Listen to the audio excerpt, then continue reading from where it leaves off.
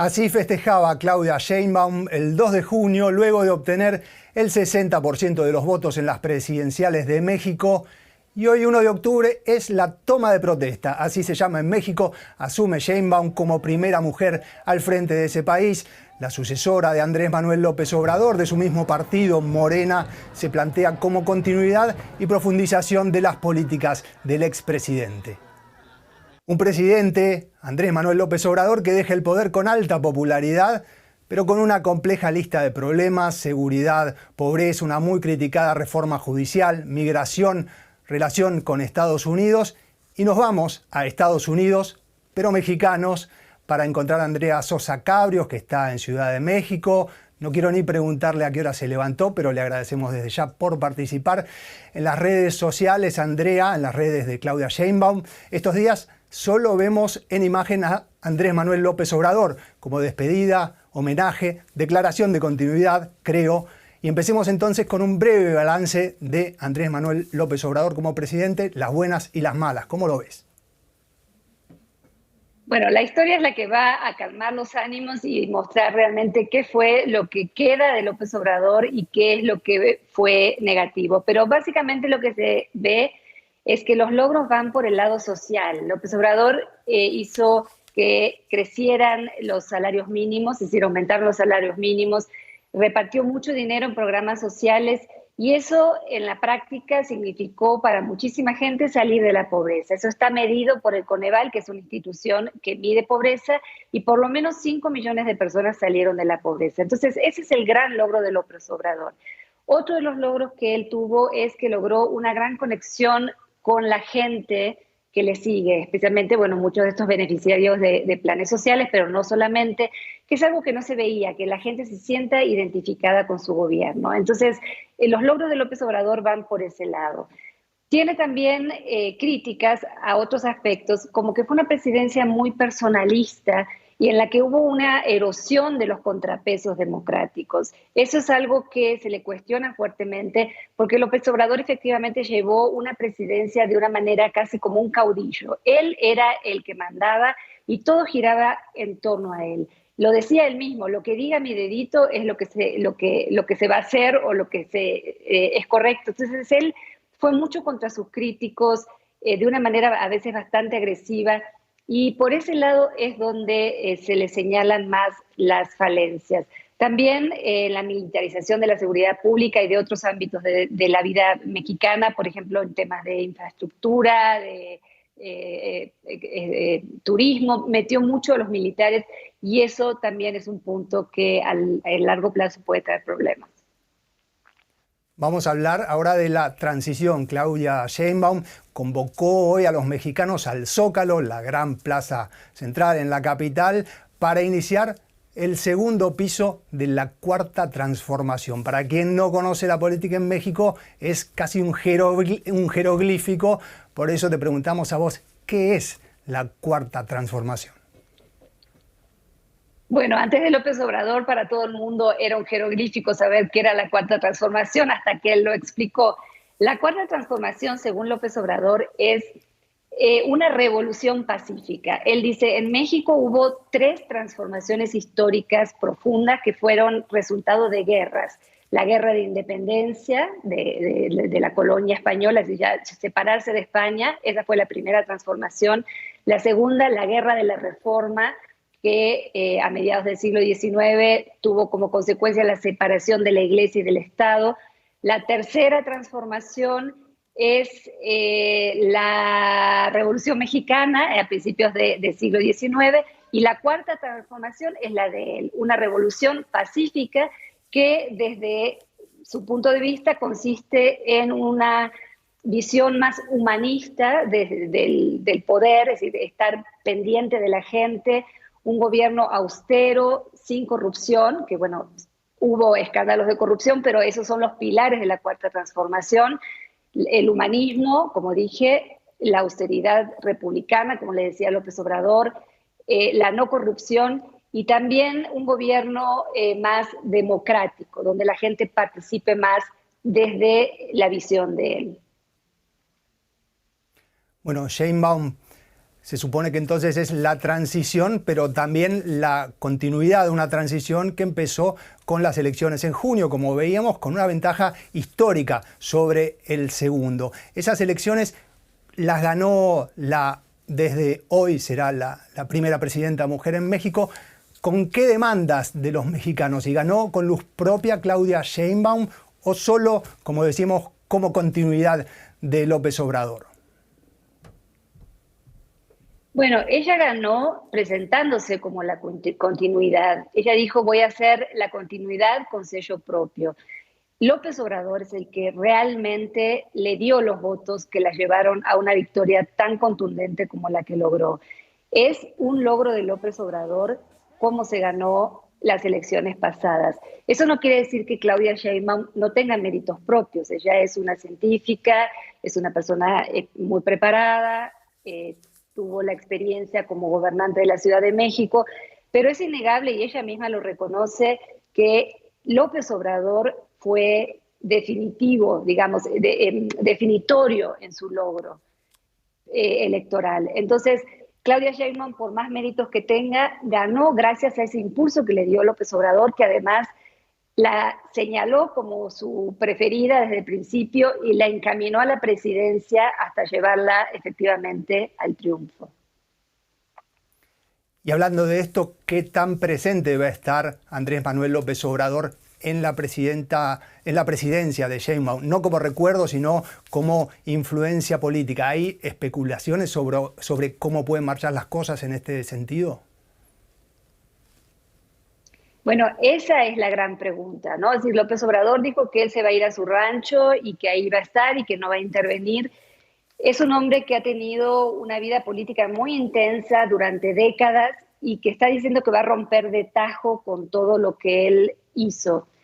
Es difícil de imaginar. Claudia Sheinbaum dice, yo soy la que va a gobernar, voy a marcar mi línea, y eso lo va a hacer seguramente, pero no va a poder romper completamente, ni lo quiere hacer tampoco con López Obrador, porque al final ella está siendo la continuidad de lo que él hizo. Entonces es un difícil equilibrio entre lo que ella, el sello personal que le va a tener que poner a su gobierno, y que seguramente lo va a poner porque como López Obrador no va a haber otra figura política, es decir, con ese carisma que él tenía, difícilmente en México en mucho tiempo va a haber una figura igual, pero bueno, ella va a tener que ir definiendo ya en los próximos meses cómo va a ir poniéndole ese sello personal que dijo que iba a poner, pero por lo pronto ya habla de continuidad. El sello propio es el que está por verse que le ponga. Ya dijo algo importante ayer, y es que en enero va a ser un anuncio de un cambio, una reestructuración importante en el gobierno. No dijo qué va a ser, aparentemente tiene que ver con la organización de las distintas secretarías para ahorrar más, porque también el presupuesto está bastante ajustado por todos los programas sociales que hay, todas las inversiones que se hicieron. Entonces, ella promete eso, continuidad con sello propio. Si López Obrador realmente se va a retirar y no va a influir, es difícil de decir, porque además todo el partido Morena ha girado siempre en torno a la figura de López Obrador, y es muy difícil que López Obrador deje de tener influencia.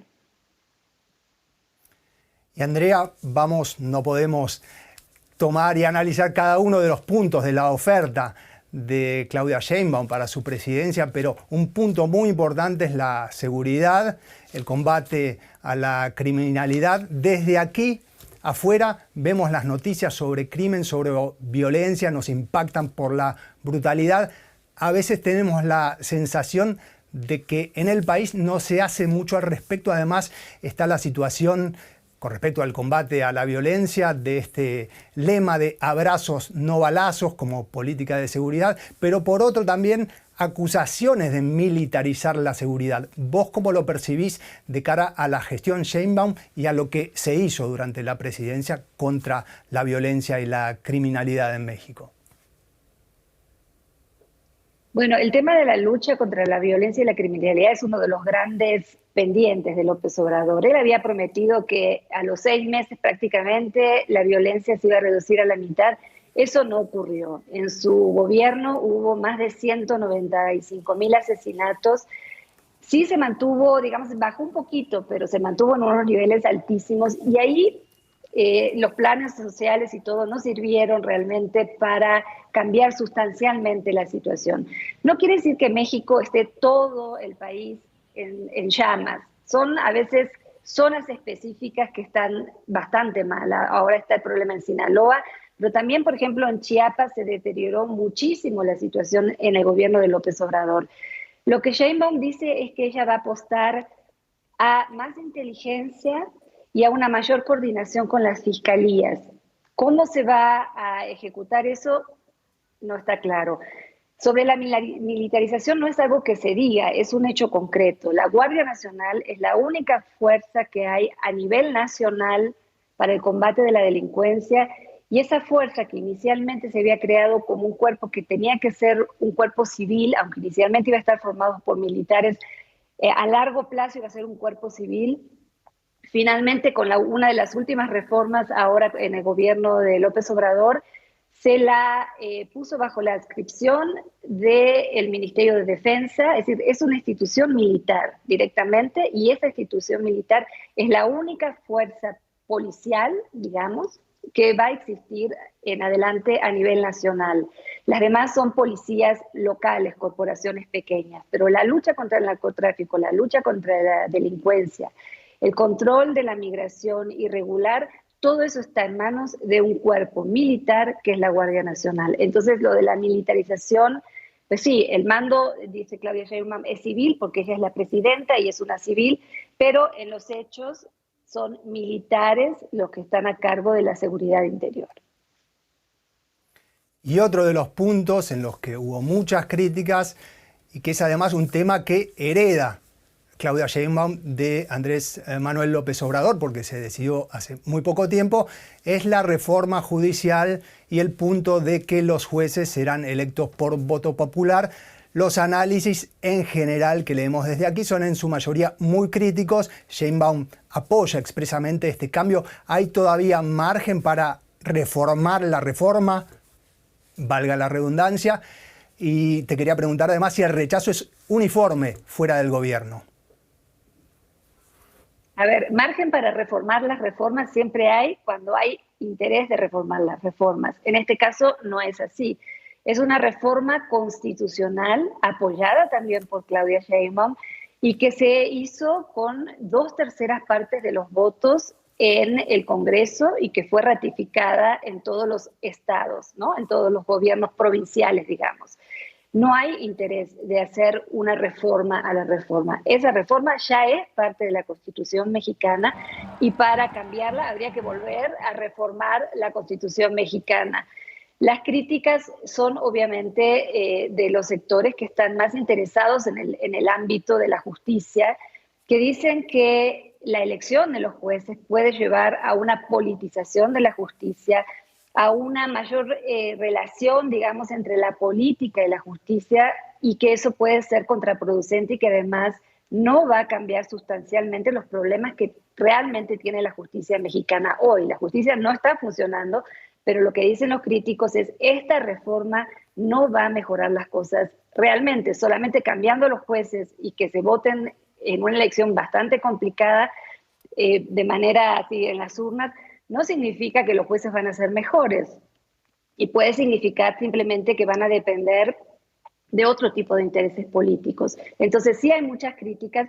Obviamente hay un sector que también está a favor porque consideran que la elección de los jueces va a democratizar también eso y que entonces los jueces ya van a estar al servicio del pueblo y no al servicio de intereses particulares. Eso no necesariamente es así, porque también hay autoridades electas que están al servicio de intereses particulares, entre ellos del crimen organizado. El voto no garantiza eso. Entonces, la reforma va, Claudia Sheinbaum la apoya, eso no se va a cambiar. Todavía falta ver cómo se va a instrumentalizar, porque es muy complejo una elección de muchísimos jueces al mismo tiempo. Van a ser como 1.700 en total, en 2 tandas. Y las consecuencias que eso puede tener, bueno, están por verse. Hay muchas críticas, sí.